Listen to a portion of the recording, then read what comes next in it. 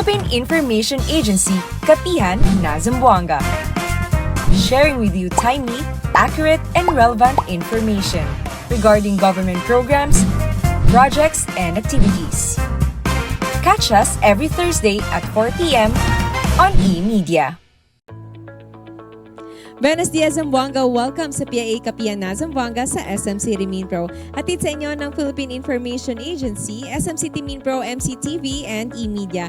We are live via PIA Western Mindanao Facebook page and other government agencies' Facebook pages. Also, we are live at PRO9 as a Northern News Flash, 1TV Philippines, J Channel, and Pagadian Media Facebook pages. Also at ISA TV Channel 17, PCH Cable TV, and via cable televisions in Zamboanga City at MCTV and e-media.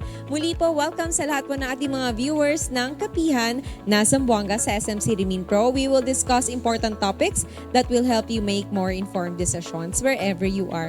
Ngayong araw po sa ating episode ay pag-uusapan po natin ang mga programs po and of course services po ng National Museum of the Philippines in Zamboanga City, and we are very excited to know po kung ano po yung kanilang mga programs dito po sa Zamboanga City. Let's welcome first our first guest for today. We have Sir John Mark Ojales, Museum Researcher 2. Welcome, sir.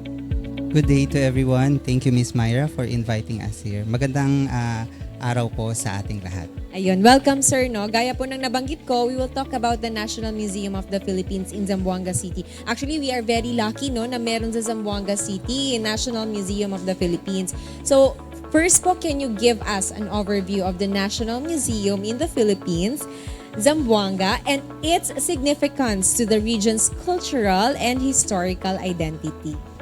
So yung National Museum po, the National Museum of the Philippines, we have, it consists of 3 central museums. First, yung sa National Museum of Fine Arts. We have also the National Museum of Anthropology. And we have also the National Museum of Natural History. So, tayo po, meron din tayong mga Regional Components Museum. At yung Zamboanga City po is under the Office of the Director, Mindanao National Museums. Actually, in Mindanao, currently we have 4 museums. We have Zamboanga, we have Butuan, we have also in Davao, and we have also in Sulu. And soon, we will have more museums in Mindanao, hopefully, So, hopefully, magkakaroon tayo ng maraming mga museum sa iba't ibang lugar para naman maka-reach tayo sa mga maraming tao pa.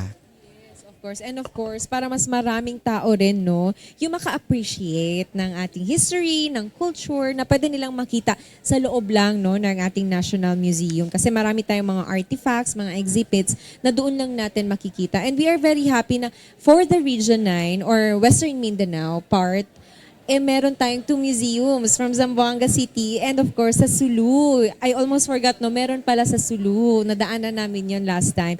So, sir, can you share with us po, what are some of the key exhibits and artifacts po that visitors can expect to see when they visit the museum here in Zamboanga City?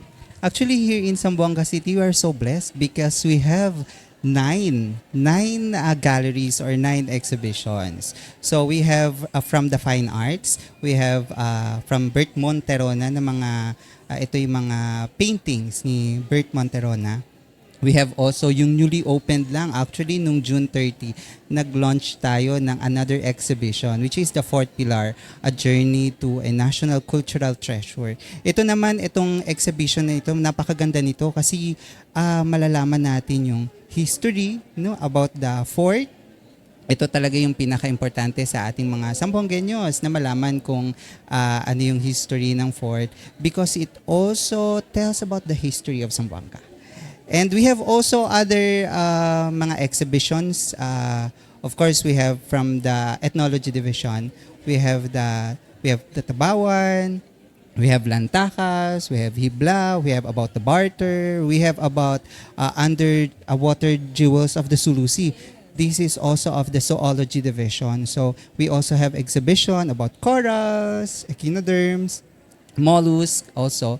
So meron din tayo yung intersecting currents. This is also about the Sama life, yung mga sama sa Tawi-Tawi naman. So these are the exhibitions. We have also an exhibition nagawa naman ito ng Universidad de Zamboanga. It's a collaboration with the National Museum of the Philippines, the Zamboanga Encounters. So we can see here mga old photographs, no, ng fort at ng Zamboanga. So if you happen to visit the National Museum of the Philippines-Zamboanga, you can see yung mga old pictures, mga prints ng old Zamboanga town. So, follow up lang sir, no? Open na po ba lahat ng exhibits na ito? Kasi when I visit there siguro last year, meron pang mga under renovation, mga close pa, hindi pa talaga nabubuksan. Pero yung na-mention nyo po na meron ng mga bago, open na po ba talaga itong lahat that we can really witness po when we go sa museum? Yeah, tama yun, Miss Myra. Kasi last time, marami tayong mga exhibition na inaayos pa natin. May mga preparations pa tayong ginagawa. Right now, all of these 9 exhibitions, open po ito. So yung ating National Museum of the Philippines is actually open from Monday to Sunday. Every day po tayo open. And of course, from 9 a.m. to 5 p.m. So actually, we encourage everyone to visit us at makita itong mga exhibition natin. And as i-specify lang din po natin, emphasize natin na it's free. Yes, it's free for all. all. Yes po. Ako, personally, I'm interested doon sa ating fourth pillar na na exhibit because we want to know, syempre, as Zamboangueño, no, we want to know the history and yung mga old images natin, no, of the fourth pillar. We would like to know, and hindi lang para sa mga Zamboangueños, but also for our visitors because we really notice na when we have visitors, we bring them to the fourth pillar. So dapat tayo din ay informed din tayo, no? Alam natin kung how do we explain to them the history of the fourth pillar. Actually, Miss Myra, maganda din dito sa fourth pillar na exhibition kasi yung mga collection natin dito na mga visual arts, no? Na mga visual arts that we have in this exhibition is actually from our local artists. So last year, we actually call for submission ng mga local artists. And of course, we assess all their mga entries, no?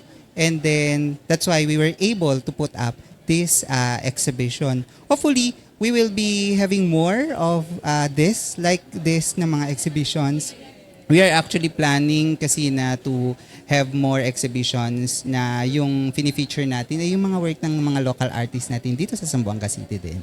Yes, of course. Yun din, no, to, of course, promote yung ating mga sariling atin from Zamboanga, mga artists natin. We are looking forward for that po na mas marami pa po tayong mga exhibits, no, na mabuksan sa ating National Museum here in Zamboanga. How does the museum po promote and preserve the rich cultural heritage po of Zamboanga Peninsula and its neighboring areas? Okay, this is a very good question kasi talagang maraming nagtatanong ano ba talaga yung mga trabaho ng mga staff diyan sa National Museum. So we have so many things na ginagawa sa National Museum. Ako bilang isang museum researcher, there are so many things that I'm doing. And I think when it comes to the promotion and preservation, no? Yung ginagawa namin is more on research. On my case, we do research activities. And because of these mga research activities, we go fieldwork activities and we do publication and paper presentation. In this way, we will be able to inform many people about our history and heritage and about our culture here in our region. So ito yung mga ginagawa naming mga trabaho. Meron din kaming mga public programs, no? Kung saan ay nag-i-invite kami. For free ito lahat ha. Mag-i-invite kami kung sino yung magpa-participate. And even last year, it was our first to have the annual research forum. So we also invite researchers with their mga research work, no, to present. And of course, we invite people to join us and to witness this research forum. So marami kaming mga programs na ginagawa dito sa National Museum, including the newly opened din natin na Creative Hub and the Book Nook. Opo. At marami din tayong mga nagiging outreach program siya actually, no? Kasi yung mga Book Nook natin, yung mga books nadadala rin natin sa mga iba't ibang lugar. Opo. Tulad ng bago lang sa San Jose Gusu. Doon din natin dinadala yung mga books natin. So mayroon tayong mga programa talaga that which we can may mga programs to inform people about our rich culture and heritage. And also in our social media, we post also yung mga importansya nito. And with all the collections that we have, this is actually yung evidence of our rich heritage. And so, kaya yung curation, yung paggawa ng research, napakahirap na trabaho kung saan kinocurate namin yung mga exhibition namin ng maayos para mas maintindihan ng mga tao. This is how we promote it and we show yung importance nito sa ibang tao for the preservation. Siyempre, we adapt din, no, nag-a-adapt tayo sa way of how the audience would like to see. Siyempre, more visual na yung ating mga audience ngayon. So, yun, it's good to hear na marami tayong mga programs na ganito. And aside from that, yung mga na-mention nyo na other programs, pag-uusapan natin yan mamaya. Meron tayong isang guest pa na makakasama to expand more about that programs. Sir, what are the museum's future plans po for the expanding ng ating educational programs or community outreach natin? Like you mentioned kanina, may mga community engagements din tayo, especially in underserved areas. Opo. Actually, we have so many plans right now, no? Especially yung sa mga underserved na mga areas. May mga activities kami. This is open to all, no? Na pumupunta sila. Open access din yung ating National Museum para sa lahat. At meron din kaming itong sinasabi nating creative hubs. Yung mga art materials, they can use it. Oo. Yung sa Book Nook naman natin, pumupunta tayo ng areas. Right now, we have actually, parang it's a collaboration na rin with one of a church, the church no, here in San Jose Gusu, kung saan every Sunday, they borrow books. Naghihiram sila ng mga books doon sa Book Nook natin.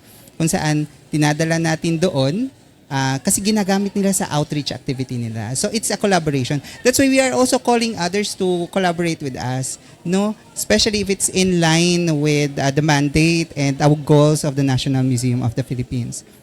We also have plans especially to reach out yung sa mga areas, sa far-flung areas, no? That's why we are also planning to collaborate with the Department of Education. And right now, we are already planning for a museum in a box. Okay, so hopefully we can have that so that we can also bring yung mga collections, no, to other areas. So that hindi lang tayo nandoon lang sa four walls ng museum, yung ating museum, pumupunta tayo sa iba't ibang mga lugar din. So we are planning that. Okay. So, another good thing to hear, no, and looking forward po para sa mga programs ng National Museum. How would you like the public po, no, to see or experience the museum moving forward, especially lalong-lalo na po ngayon sa ating younger generation, for them to appreciate, no, the beauty of preserving our cultures through museums? Yeah, that's good question also. Kasi grabe yung technology ngayon. Dati kasi yung mga tao pag sinasabing museum, napaka-boring. Ano bang mapupuntahan dyan? No, that's why we try to make it na yung talagang vibrant yung energy, yung atmosphere, engaging. No? Meron tayong mga interactive dapat na mga activities and na mga exhibition na gagawin. So those are our plans actually. And of course, kahit yung technology natin is napaka high-tech na tayo ngayon, dapat yung aming goal kasi is talagang deeply rooted pa rin sa kultura yung ating mga kabataan ngayon. Napakaganda na talagang they value it, no? Because through valuing it, yung ating kultura, this is how we can move forward.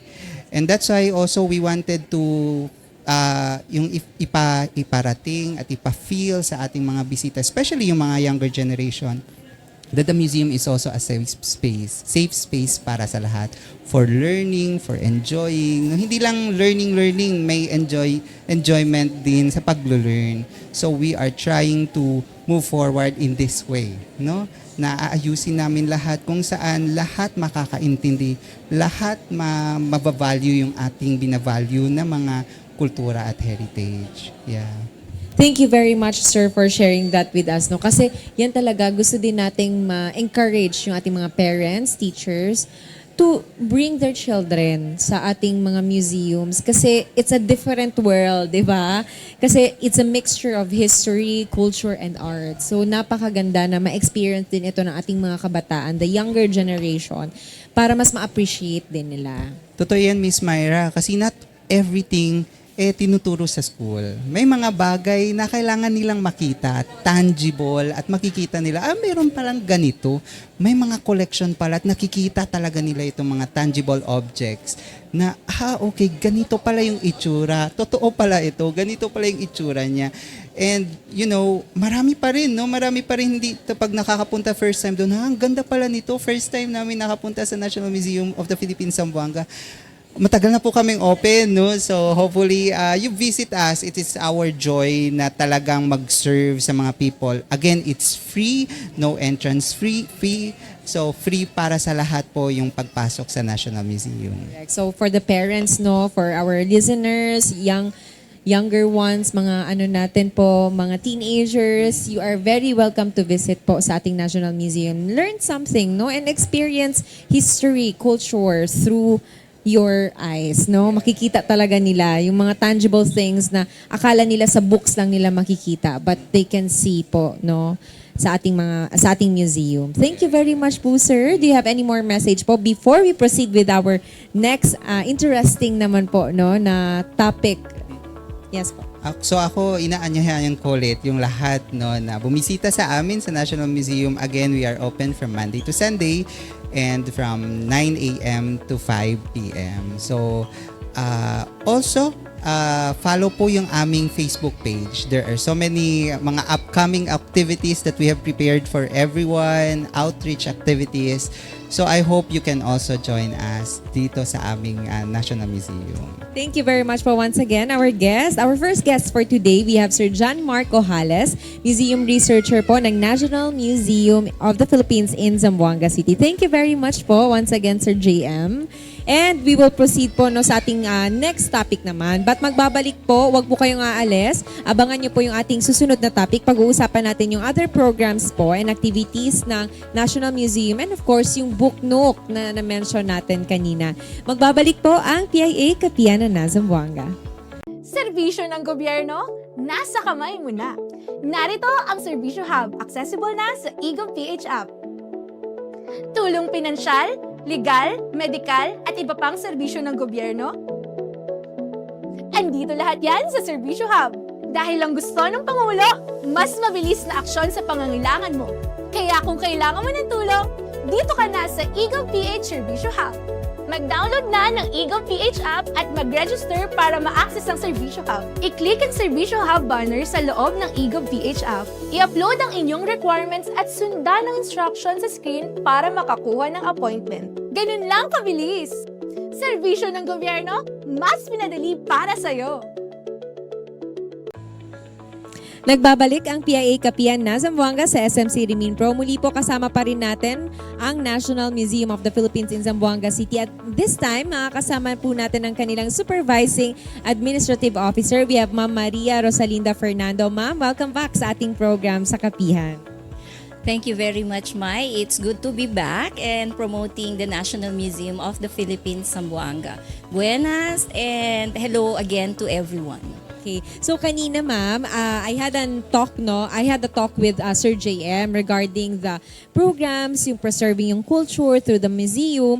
And this time po, in what way naman po, no, is the museum engaging po sa ating young generation, the youth and local communities in heritage awareness and education? Okay. Thank you very much. Aside from the galleries and the exhibition, we engage with the youth through our public programs na mention na kanina, and also to our creative hub. We have this creative hub where they can visit and they can paint, they can play some educational games. Anyone, whether in school or out of school youth, because the museum practices inclusivity and universal access. So everyone, kahit toddler, because we also have the lactation area, mothers can also bring their babies if they really want to have access to the museum.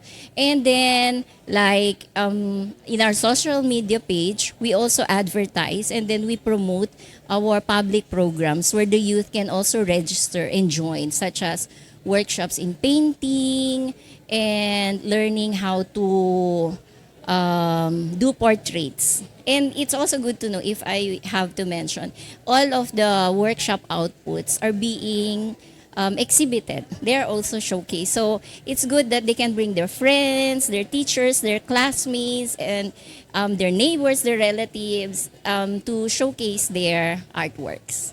Ma'am, so far po, kumusta yung influx of our visitors no, sa museum? Is it dumadami naman po? So far, among the regional component museums from Batanes to Sulu, we always have land in top 4 because aside from the regular tourists, we also have the students and the local visitors. And also, Zamboanga is a place where all of the conventions, palarong pambansa, and they are interested to see the culture and heritage of Zamboanga. And one of the place to visit is the National Museum of the Philippines. That's good to hear, ma'am, no, na more people are interested no, to visit, especially Yes. the students. Kanina po, we mentioned or we talked about the Book Nook, yung ating program na Book Nook. So can you tell us more about the recent launch of the Book Nook at the National Museum in Zamboanga and what inspired this initiative? Okay. So, a while ago, I mentioned about the Creative Hub. Actually, the Book Nook is part of the Creative Hub. The Book Nook is in partnership with the National Book Development Board, and we just recently launched it. We now have around 800 plus books, Filipino authored, and they are accessible to everyone. Just like mentioned ng aming museum researcher si JM, schools and other organizations who are very interested and keen to improve their reading skills but have no resources like the books, they can always come and visit us and inquire how they can borrow and then how we can help them.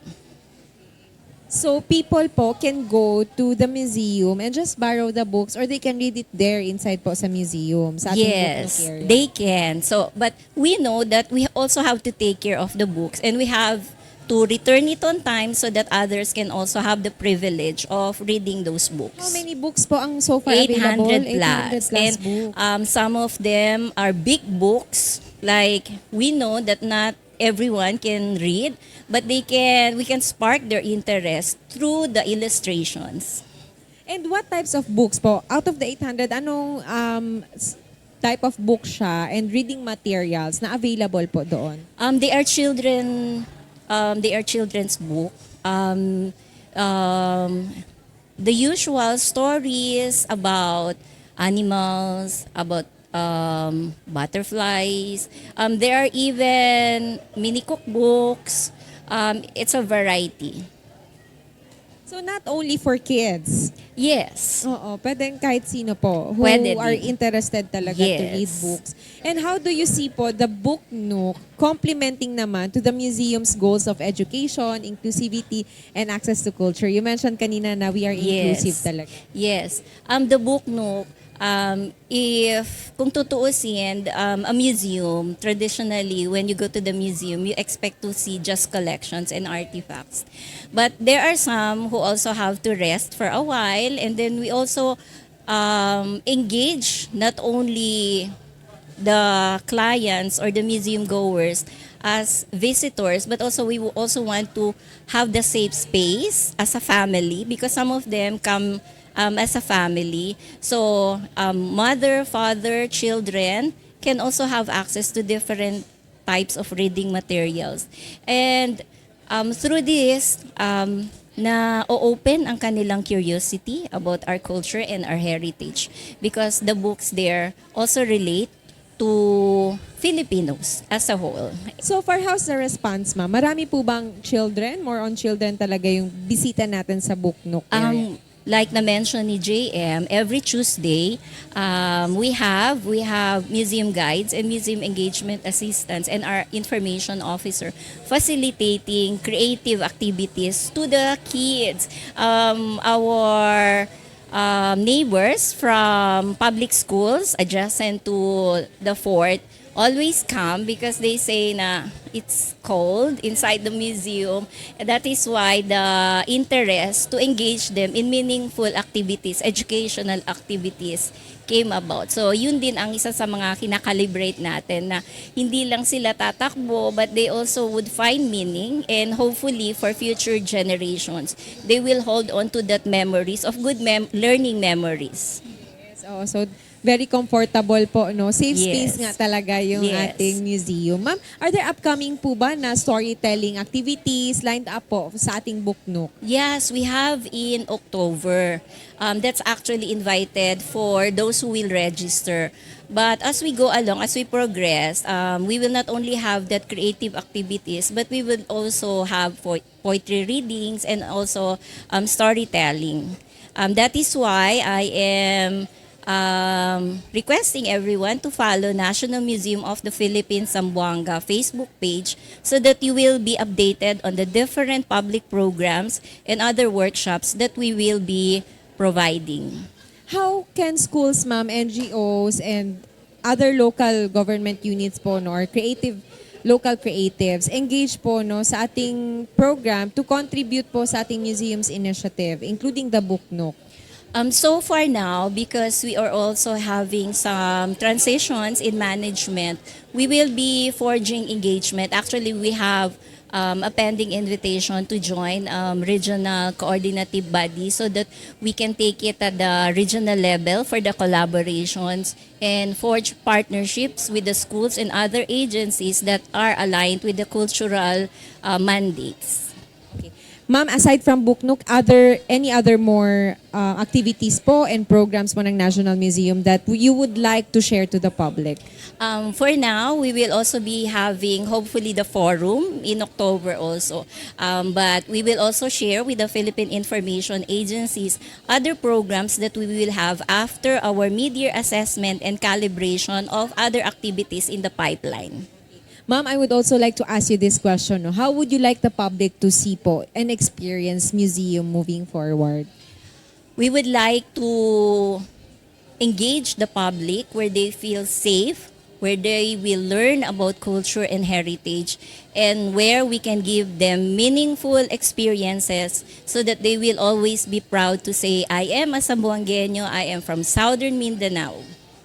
Thank you very much, ma'am. With that, any closing message po sa lahat po ng ating mga viewers ngayon and who are listening and interested po, no, to visit and to know more about the National Museum of the Philippines in Zamboanga? Again, I would like to invite everyone, both locals, students, professionals, children, families, and also those who have visitors from outside to bring your friends to the National Museum of the Philippines, Fort Pilar, to experience a museum cultural heritage, education, and meaningful programs. And also, we are open every day from 9 o'clock to 5 o'clock in the afternoon. There's no admission fee. It is free for everyone.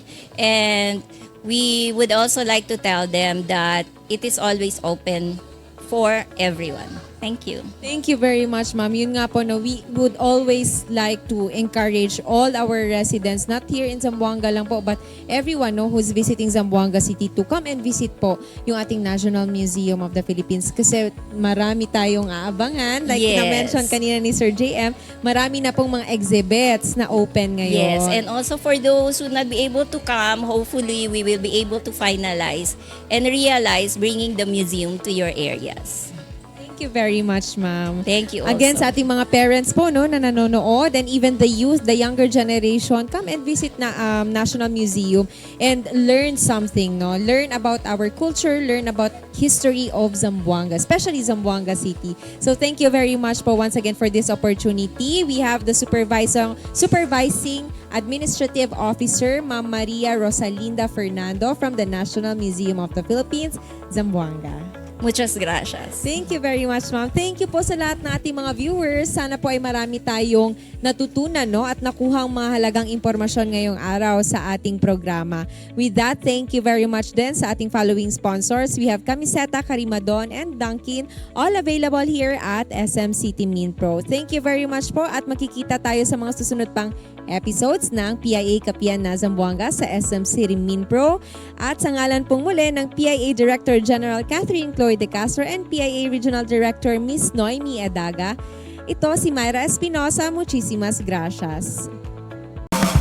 Philippine Information Agency, Kapihan, Zamboanga. Sharing with you timely, accurate, and relevant information regarding government programs, projects, and activities. Catch us every Thursday at 4 p.m. on eMedia.